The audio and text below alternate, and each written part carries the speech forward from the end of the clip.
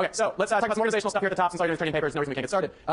One thing, we will have a quiz today in a few minutes. Oh, that's awesome. There are actually more people excited about it than depressed about it. That's good. Also, on Thursday, I will not be here because I and all the other very dorky social psychologists in the country will be at a conference where we will be learning social psychology so we can bring it back to impart it to you because we care that much. That's how much we care. We're going to go to Tampa, and that's how much we care. We're going to make that sacrifice for you. So I'm going to do that.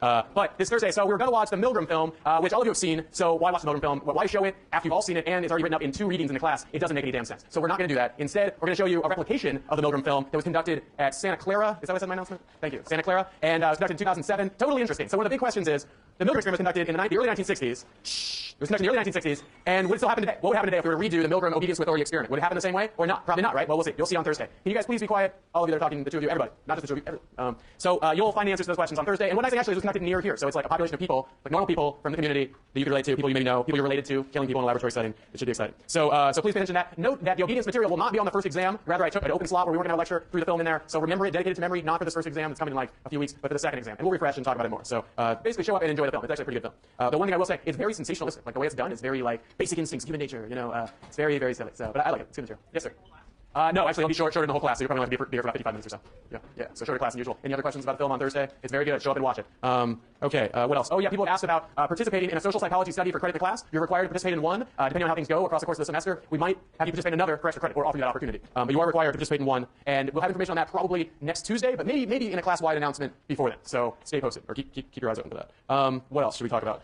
Oh, thanks a lot for doing the 2 essay assignments. As you could probably tell, we were trying to get at something about the fundamental attribution error, taking the perspective of the other. If you remember the lecture that we wrapped up in the last class meeting, it was all about how it's not easy, it's not natural to take the perspective of other people, and instead it requires effort. But that effort is rewarded, because if you do make that effort to see things through other people's eyes, not easy, not something that's naturally going to happen in the course of social perception, but if you do make that effort, you'll see the social world more accurately, and that'll be effective for you to achieve your goals, to understand others, to have greater empathy, and so on. I know when I did this assignment, I'll be honest, I ripped off this assignment from Michael Lavalia, who you've read some of his chapters already in the class this semester, and he was my first, well, actually my second social psychology teacher, but sort of mentored me when I was an undergraduate, when I was in your shoes. And I remember he made this assignment, and I actually totally learned something. Like when I was 19 or 20, whenever I took his intro to sociology class, where he assigned this, I was very much the angry young man type. So I'm sure you know some of these very annoying people. I was one of those. I was an angry young man, full of self-righteous. You know, I was assured that I was right in every conflict. You know, I'd been on the debate team in high school, right? I was the president of the debate team in high school. Yeah, that bad, worse than you can imagine. And this was a totally useful exercise for me, because what I really needed to do was say, wait a minute, what if you're totally wrong? Or at the very least, what if in a conflict you're just not necessarily right? And the assignment is to understand how the other person might be right, or at least understand how it is that they think that they're right. And that was a useful exercise for me and helped me get along with my roommate better as well, because we had this conflict right throwing like a shoe at a door.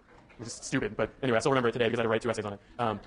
And actually, one thing I realized at the end of that exercise you just completed was I was totally wrong. I was not even like, it wasn't even subjective. Like I was straight up wrong. So that's one thing you might have learned. A few of you, all of you, most of you were right, I'm sure, but it's helpful to take the perspective of the other.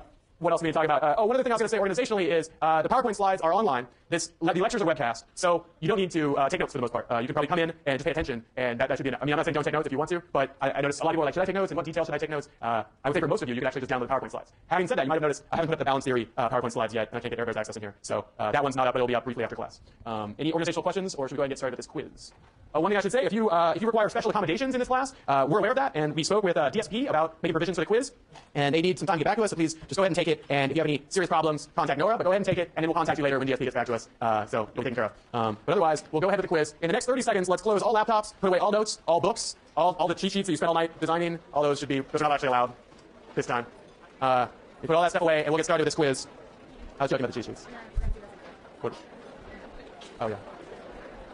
Okay. Yeah.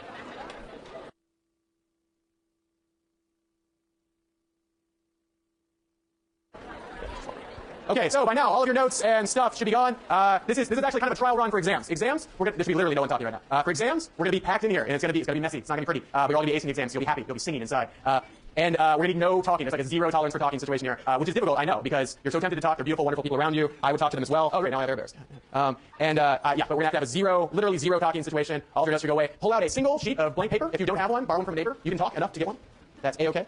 And then we'll do a brief quiz. It's 6 questions. You'll need to write out the answers. It's not like ABC, but it's multiple choice, but it's not ABC, so you write out the answers. And we'll go through each question in turn.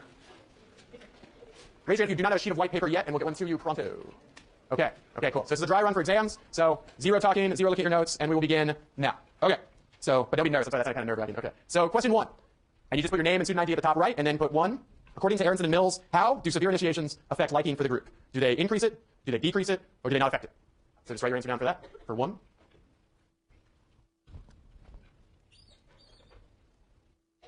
And I'll come back through one last time, and we'll go through them really quick. Okay, so let's go on to question 2. For question 2, Aronson and Mills' findings most clearly support which of the following ideas from class? Motivated reasoning, cognitive dissonance theory, or anchor and adjustment? Those of you who are just coming in, grab a sheet of white paper and do this quiz. Okay, so you have 2, period, and then the answer, obviously. Question 3, according to Kruger and Dunning, which of the following tend to overestimate their skills more? Those with high skills in a domain, those with low skills in a domain, or both those with high and low skills overestimate equally? Keep your eyes on your paper. Cool. Right on. Question 4. Kruger and Dunning's paper documents a pattern that is closely related to which of these ideas from class? Cognitive dissonance, balance theory, the above average effect, or obedience?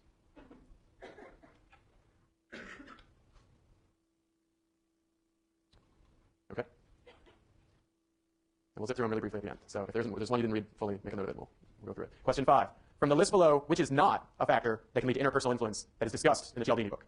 Reciprocation, commitment and consistency, role-taking, scarcity. Okay. Question 6. According to Cialdini, when a company gives away free samples, what principle of influence are they employing? Are they probably employing? Cognitive biases, obedience to authority, reciprocation, or scarcity? Okay. Okay, now we'll go back through them so you get one last glance at them if you need it. And please continue to be quiet. Thank you. According to Aronson and Mills, question 1, how do severe initiations affect liking for the group? Do they increase it, decrease it, or have no effect on it? Question 2, Aronson and Mills' findings most clearly support which idea from class? Motivated reasoning, cognitive dissonance theory, or anchor and adjustment? Left. 3, according to Kruger and Dunning, which of the following tend to overestimate their skills more? People with high skills in a domain, those with low skills in a domain, both of those with high and low skills overestimate equally. Question 4, Kruger and Dunning's paper documents a pattern that is closely related to which of these ideas from class? Cognitive dissonance, balance theory, the above average effect, or obedience? From the list below, question 5, from the list below, which is not a factor that can lead to interpersonal influence that is discussed in Cialdini, reciprocation, commitment and consistency, role-taking, scarcity. And the final question, according to Cialdini, when a company gives away free samples, what principle of influence are they probably employing? Cognitive biases, obedience to authority, reciprocation, or scarcity? Have we got them all? Which one? Number 4. Any others want to see again? Which one?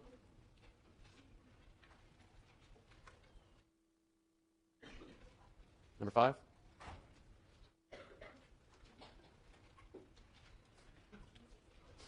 Number 6. There's only 2 left. Is that it? One more? Okay. All right, everybody good? Great. Now, please pass it down to the end of the aisle. If you're on these sides, pass it down to the end. If you're in the middle, pass it down. Actually, towards Kristen, because she's there. So let's go that way, if you're in the middle. Sorry, I switched it up on you if you're in the middle. Go that way. Thank you.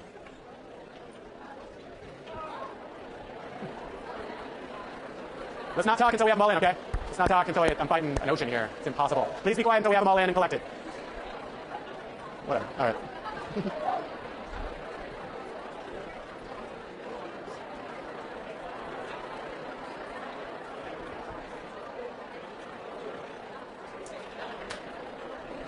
Hopeless. There's nothing I can do. They're stronger than me. There's too many of them. Okay, are all the assignments in? Because you guys are talking a lot, so they better be. All the quizzes, I mean. All the quizzes? Okay. All right, we better have them all, because you guys are talking a bunch. Okay. All right, so let's get started. Let's go through the quiz questions. At this point in time, if your quiz is not in, hold it up in the air. There it is. Yes. Kristen, can you grab this? Thank you. Okay, all right, great. All the quizzes are in. All of you aced it because you're brilliant, brilliant, brilliant people. Okay, so what are the answers to these questions? Question number 1, according to Aronson and Mills, how does severe initiations affect liking for the group? They increase it, exactly. And according to Aronson and Mills, well, Aronson and Mills' findings must clearly support what idea from class? Very good. Cognitive dissonance theory. You guys are brilliant. Shh. What's the problem? It's totally cognitive dissonance theory. According to Kruger and Dunning, which of the following tend to overestimate their skills more? Those with high skills, low skills, or neither? Low skills, exactly. Very frustrating, very frustrating. This doesn't apply to any of you, only people around you.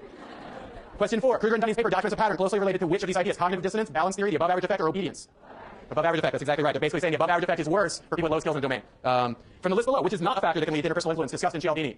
Role taking, exactly. By this time, you've all read chapters about, oh my god, role taking. Don't they realize Cialdini talks extensively about role taking? He doesn't. He talks about reciprocation, commitment, consistency, and scarcity a lot. Whole chapters on each one. According to Cialdini, when a company gives away free samples, what principle of influence are they probably employing? That's right. And they're really not employing scarcity, right? Yeah. Okay. Or they're doing it very badly. You might wonder, how do the free samples work if both reciprocation and scarcity is right? I don't know. You'll have to ask Bob. I don't know why you're all talking. Okay. Okay, so if I get your attention, we'll get going. I know you all aced the quiz and you're so happy you have to talk about it. I know how you feel, and I feel your joy. And yeah, so we're still taking, please be quiet. We're still taking attendance because we're still trying to drop people who are not attending. Again, these are people who are not even here to hear this. So you don't want them in class. You want to take their spot.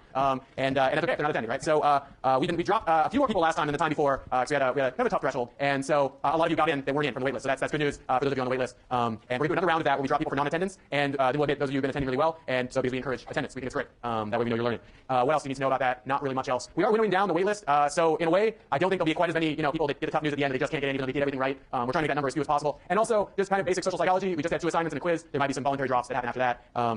So you should be aware of that if you're just kind of waiting on a slot. Are there any questions about attendance and stuff like that? So yes, we just put out attendance sheets. Please be sure to get your name on them.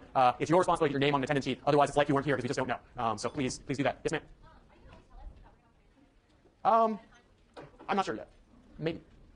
That's why you must attend class. It's very important to attend class. And it's in the syllabus. You're expected to attend every class. So I'm not going to commit to an answer to that one yet. Maybe later in the semester I'll let you know. Yeah, good question though. Other questions? Yes, ma'am. Yeah, we're going to find some way to get papers back to you, but it's like we're not exactly sure how to do it. Because last year I had 300 people in this class, and we put them in the main office of the sociology department, and it went bananas. There was this whole herd mentality, this social psychological phenomenon were flying left and right, and the staff of the sociology department wanted to kill me. And I'm not even kidding, too, and they were right to do it, frankly. And it was this diffusion of responsibility, herd mentality, people just throwing shit like left and right, like tearing stuff up, like grabbing anything of value that they could. It was really crazy. It was really crazy. So we can't do that. We really can't do that with 500 people. So we're going to have to figure out something, or maybe we'll play some kind of practical joke on the staff again. It went just as planned last year. So. Okay, so where were we when we left off? We were talking about cognitive dissonance theory. So let's get back to that. Cognitive dissonance theory was a dominant theory in social psychology for about 20 years, and it was a theory that was inspired by, well, we talked about artwork. Artwork is fun. I wish we could talk about that all semester, but I'm just not qualified. We talked about things that produce dissonance, cognitions that are mutually exclusive, that are somehow at odds or contradictory, produce cognitive dissonance. And then the mind finds this uncomfortable state and seeks to resolve dissonance, usually without telling you. And how does it do it? It does it by disregarding a cognition, changing a cognition, distorting a cognition, or adding a cognition. So you can disregard one because the two are contradictory. That'll fix the contradiction. You could change one. You could distort one to bring them in line. Or you could add some third cognition that somehow remedies that dissonance. And we went through a few examples, everything from playing basketball to having offensive friends. And we talked about examples of each form of dissonance reduction for each of these examples. And I hope that made things pretty clear. Then we talked about when prophecy fails, which was a qualitative study that Fessinger and Stanley Schachter and some other dude did in 1956, where they studied a cult in Chicago that thought the world was going to end. Then the world didn't end. A couple people opted out of the cult, but most of them stayed in the cult and believed goofy things that the leader of the cult told them to believe about why the prophecy never happened. That goofy person was Mrs. Keach. Okay, and this is a great example of the value of qualitative research, where if you wanted to understand how cognitive dissonance theory works, you need only look at these quotes. These are people who've given up their lives to be in this cult, hitting their whole lives on this idea that the world's going to end in a great flood. Then the world doesn't end in a great flood at the time that they think it's going to, and what do they say? They say, I have to believe that the flood is coming because I've spent all my money, I quit my job, I quit computer school, I didn't know they had that in 1956. I have to believe. I've given up just about everything, I've cut every tie, I've burned every bridge, I've turned my back on the world, I can't afford to doubt, I have to believe, and there isn't any other truth. I could give you those 2 quotes, and you'd probably understand cognitive dissonance theory pretty darn well, but instead I went on and on for an hour. But that's the value of qualitative research, is sometimes people will just tell you such revealing quotes that you can just see it. You can just see exactly what's happening. You don't need an experiment. And I give this other example, one of the most famous historical examples of cognitive dissonance, the results, the social effects of the 1755 Lisbon earthquake, which was the biggest earthquake in modern history, 9 on the Richter scale, totally petrifying to Californians like ourselves. And or maybe not, actually. They say that Californians and earthquakes were like a classic example of cognitive dissonance theory, where we walk around with this concern about earthquakes all the time, and so we just resolve the dissonance by pretending it's not that big a deal, or whatever. That's what I do, at least, because there's just no thinking about it, But, prepare and all that. Don't deny it. Yeah, get your earthquake kit.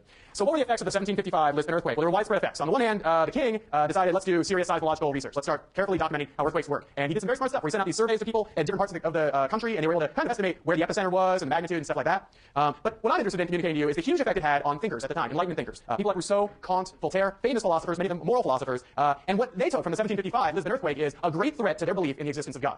Or maybe they didn't all believe in God, but they were thinking about maybe believing in God, and they couldn't understand how a benevolent, omnipotent, omniscient God could exist if terrible things happen to good people. How could it be that there's a God who's good, knows everything, and runs everything, and then Lisbon is leveled one day in an earthquake, and thousands of people die? And this threatened, and it shook their belief to the core. And a lot of people a lot of historians and philosophers at the time even have identified this as sort of the birth of modern secularism. What's secularism? It's sort of thinking that is non-religious, and or even a-religious. And a lot of people trace this back, the European tradition of secular philosophy, of non-religious moral philosophy, they trace it back to the 1755 earthquake.